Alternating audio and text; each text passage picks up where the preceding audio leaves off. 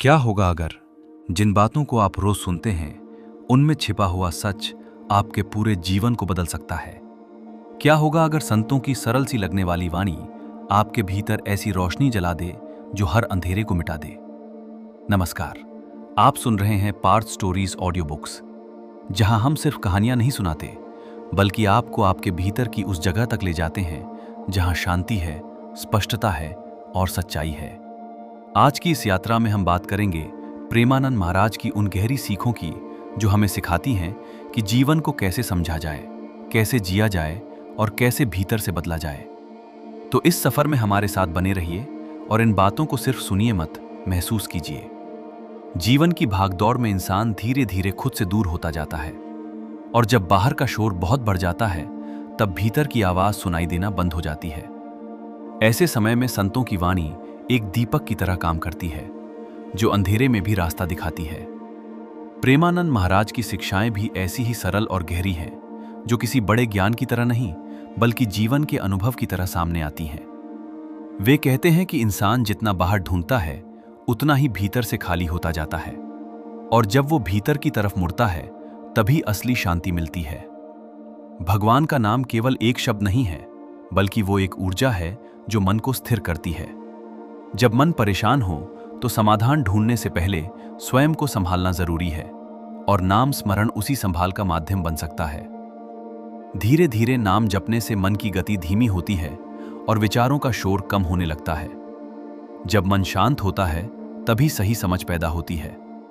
भक्ति का अर्थ केवल पूजा या अनुष्ठान नहीं है बल्कि ये विश्वास की वो अवस्था है जहां इंसान जीवन के हर परिणाम को स्वीकार करता है। जब व्यक्ति हर परिस्थिति में यह मान लेता है कि जो हो रहा है वही उचित है, तभी उसके भीतर समर्पण जन्म लेता है और समर्पण से ही शांति आती है। अहंकार इंसान को सबसे ज्यादा भ्रमित करता है।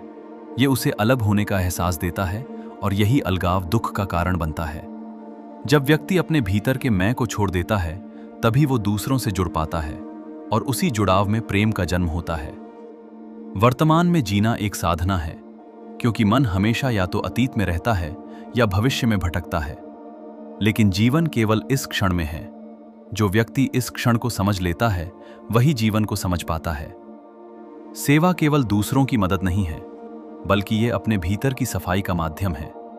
जब इंसान बिना किसी स्वार्थ के सेवा करता है तो उसका मन हल्का होता है और भीतर का बोझ कम होता है। मन को साधना सबसे बड़ी साधना है, क्योंकि मन ही सारे अनुभवों का केंद्र है। अगर मन नियंत्रित हो जाए तो जीवन सहज हो जाता है। संतोष वो अवस्था है जहां इंसान जो है उसमें खुश रहना सीख जाता है और जब संतोष आता है तो इच्छाओं का दबाव कम हो जाता है। प्रेम सबसे बड़ी शक्ति है, क्योंकि यह हर दूरी को मिटा देता है। जहां प्रेम होता है वहां भय नहीं होता। धैर्य वो गुण है जो इंसान को कठिन समय में भी स्थिर रखता है। जो व्यक्ति धैर्य रखता है वो जीवन के उतार चढ़ाव में भी संतुलित रहता है।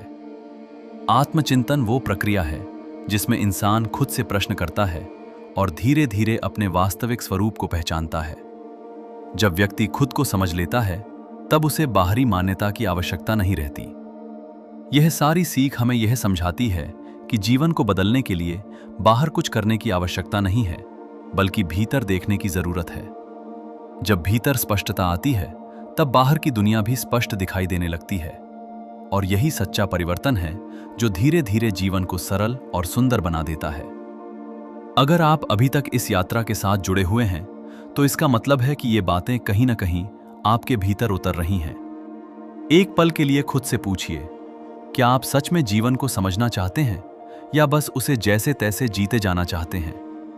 क्योंकि समझ ही वो बिंदु है जहां से बदलाव शुरू होता है और शायद आप अभी उसी दरवाजे पर खड़े हैं। इंसान अक्सर यह सोचता है कि शांति किसी विशेष परिस्थिति में मिलेगी या किसी विशेष उपलब्धि के बाद आएगी, लेकिन यह समझना जरूरी है कि शांति कोई परिणाम नहीं है बल्कि यह एक अवस्था है जो हमेशा हमारे भीतर मौजूद रहती है। फर्क सिर्फ इतना है कि हमारा ध्यान बाहर की चीजों में इतना उलझा रहता है कि हम उसे महसूस नहीं कर पाते। प्रेमानंद महाराज की शिक्षाएं हमें बार बार इसी बात की ओर ले जाती हैं कि जितना हम बाहर की तरफ भागेंगे उतना ही अंदर खालीपन महसूस होगा। और जितना भीतर की ओर जाएंगे उतना ही संतोष मिलेगा। जब व्यक्ति नाम स्मरण करता है तो वो धीरे धीरे अपने भीतर लौटने लगता है, और ये लौटना ही असली यात्रा है। इस यात्रा में कोई जल्दी नहीं होती, क्योंकि हर व्यक्ति का अनुभव अलग होता है। कुछ लोग जल्दी समझ जाते हैं और कुछ को समय लगता है, लेकिन जो भी इस रास्ते पर चलता है वो अंततः शांति को जरूर महसूस करता है। भक्ति का एक और पहलू यह है कि इसमें कोई शर्त नहीं होती। जब तक इंसान शर्तों के साथ भक्ति करता है तब तक वो लेन देन के भाव में रहता है, लेकिन जब वो बिना किसी अपेक्षा के भगवान को याद करता है तभी सच्ची भक्ति शुरू होती है। अहंकार धीरे धीरे बहुत सूक्ष्म रूप में काम करता है। ये कभी कभी अच्छे कामों के पीछे भी छिपा होता है, इसलिए इसे पहचानना आसान नहीं होता। लेकिन जब व्यक्ति जागरूक होता है तो वो अपने भीतर के इस अहंकार को देख पाता है और धीरे धीरे उससे दूरी बना लेता है। वर्तमान में जीना केवल एक विचार नहीं, बल्कि एक अभ्यास है। इसके लिए व्यक्ति को बार बार खुद को वर्तमान में लाना पड़ता है।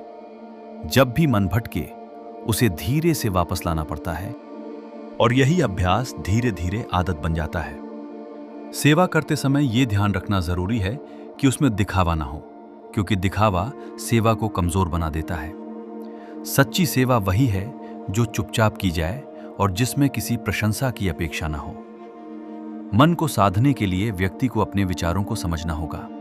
ये देखना होगा कि कौन से विचार उसे कमजोर करते हैं और कौन से मजबूत। जब ये समझ आ जाती है तब व्यक्ति अपने मन को सही दिशा में ले जा सकता है।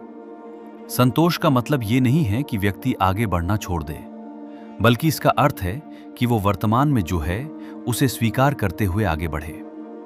प्रेम का अनुभव तभी होता है जब व्यक्ति खुद को खोलता है।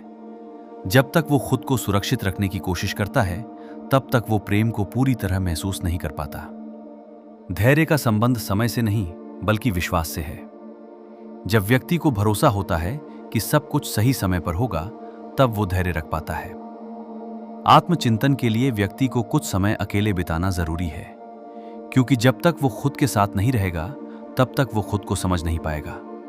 ये अकेलापन डरावना नहीं बल्कि एक अवसर है जहां व्यक्ति अपने भीतर उतर सकता है और खुद को नए रूप में देख सकता है। धीरे धीरे जब ये सारी बातें जीवन का हिस्सा बनने लगती हैं तो इंसान के भीतर एक स्थिरता आ जाती है। वो बाहरी परिस्थितियों से उतना प्रभावित नहीं होता, क्योंकि उसे ये समझ आ जाती है कि हर चीज अस्थायी है, सुख भी और दुख भी। ये समझ उसे संतुलित बनाती है और यही संतुलन जीवन को सरल बनाता है। जब व्यक्ति नाम स्मरण करता है तो वो केवल शब्द नहीं दोहरा रहा होता, बल्कि वो अपने भीतर एक लय बना रहा होता है। ये लय उसे स्थिर करती है और धीरे धीरे उसके विचारों की गति को कम करती है। जब विचार कम होते हैं तब स्पष्टता बढ़ती है, और जब स्पष्टता आती है तब निर्णय सही होते हैं। भक्ति व्यक्ति को नम्र बनाती है और नम्रता ही उसे दूसरों के करीब लाती है। जब व्यक्ति अहंकार छोड़ देता है तब उसके रिश्ते भी बेहतर होने लगते हैं, क्योंकि वो दूसरों को समझने लगता है। वर्तमान में जीना उसे हर क्षण का आनंद लेना सिखाता है। वो छोटी छोटी चीजों में भी खुशी ढूंढने लगता है।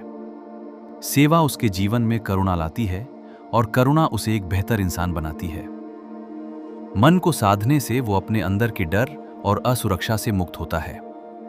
संतोष उसे अंदर से भर देता है और उसे ये एहसास कराता है कि जो उसके पास है वही पर्याप्त है। प्रेम उसे हर व्यक्ति में अच्छाई देखने की दृष्टि देता है और धैर्य उसे कठिन समय में भी मजबूत बनाए रखता है। आत्मचिंतन उसे लगातार विकसित करता है और उसे अपने जीवन के प्रति सजग बनाता है। इन सभी शिक्षाओं का सार यही है कि जीवन को बाहर से नहीं बल्कि भीतर से बदला जा सकता है। जब व्यक्ति अपने भीतर काम करता है तो बाहर की दुनिया अपने आप बदलती हुई दिखाई देती है, और यही असली परिवर्तन है जो स्थायी होता है। जब तक परिवर्तन बाहर से आता है तब तक वो अस्थायी रहता है, लेकिन जब भीतर से आता है तब वो जीवन का हिस्सा बन जाता है और व्यक्ति धीरे धीरे एक नई चेतना में जीने लगता है, जहां डर कम होता है और विश्वास अधिक, जहां शोर कम होता है और शांति अधिक। और यही वो अवस्था है जहां इंसान सच में जीना शुरू करता है। अब एक पल रुकिए और महसूस कीजिए, क्या आपके भीतर कुछ हल्का हुआ है? क्या सोचने का तरीका थोड़ा सा बदला है? क्योंकि सच्चा परिवर्तन धीरे धीरे होता है और भीतर से शुरू होता है। अगर ये बातें आपको छू गई हैं, तो इन्हें यहीं मत छोड़िए, इन्हें अपने जीवन में उतारिए।